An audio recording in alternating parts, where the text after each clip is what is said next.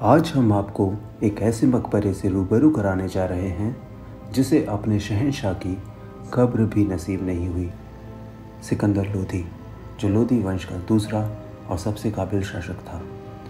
ये बात है आज से 500 वर्ष पहले की, जब लोदी साम्राज्य अपनी चरम सीमा पर था। लोदी साम्राज्य का विस्तार करने के लिए सिकंदर लोदी ने 1504 ईस्वी में आगरा शहर की नींव रखी, लेकिन किस्मत को कुछ और ही मंजूर था। सिकंदर लोदी की मृत्यु 12 साल बाद 1517 ईस्वी में हो गई। तब के तत्कालीन बादशाह और सिकंदर लोदी के पुत्र इब्राहिम लोदी ने आगरा में उसका मकबरा इसी महल में बनवाया था।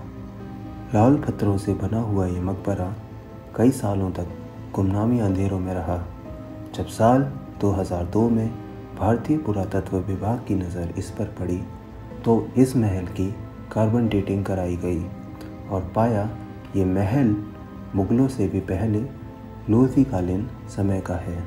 इस महल को बनवाने के लिए अरावली पर्वत राजस्थान से लाल पत्थर लाए गए और चूना मिट्टी से इनको एक साथ जोड़ा।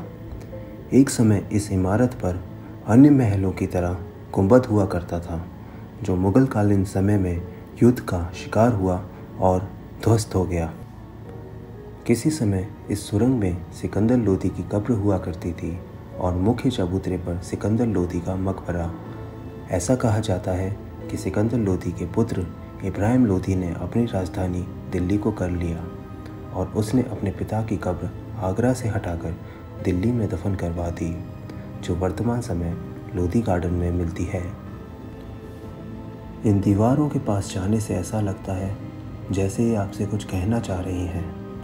सिकंदर लोदी की कब्र को दिल्ली ले जाया गया, लेकिन इस इमारत का मुख्य चबूतरे पर बना हुआ मकबरा कहाँ गया, किसी को नहीं पता। इमारत के मुख्य चबूतरे को भारतीय पुरातत्व विभाग ने सीमेंट से मरम्मत करा दिया, लेकिन बात है आज से 500 वर्ष पूर्व की।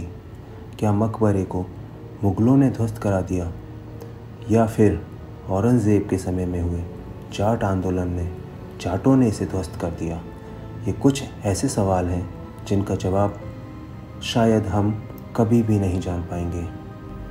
पानीपत के युद्ध में सिकंदर लोदी के पुत्र इब्राहिम लोदी को मुग़लों ने पराजय कर दिया और लोदी वंश से उनका सब कुछ छीन लिया गया, लेकिन नहीं छीन पाए तो सिकंदर का नाम, जिसे आज के समय में सिकंदरा नाम से जाना जाता है।